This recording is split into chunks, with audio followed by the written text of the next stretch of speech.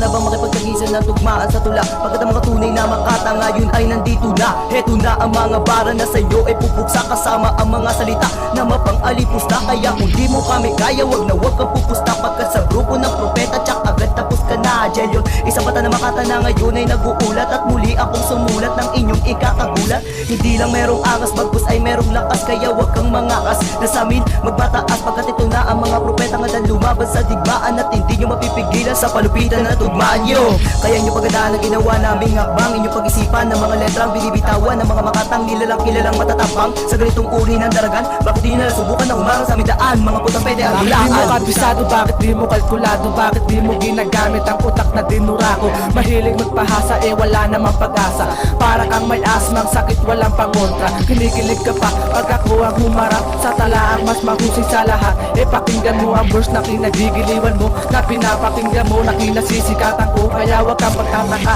baka mataranta ka, para bang natis kita sa larong kinapilahan ng mga kalaban. Di na binitawan ang hawak mong mikropono ay di ko na kailangan, parang nakulangan ka sa buwan ng kamatayan. Di mo na malayan nakiramay sa paglaban, yung baba ng biglaan sa pagsikat ng isa.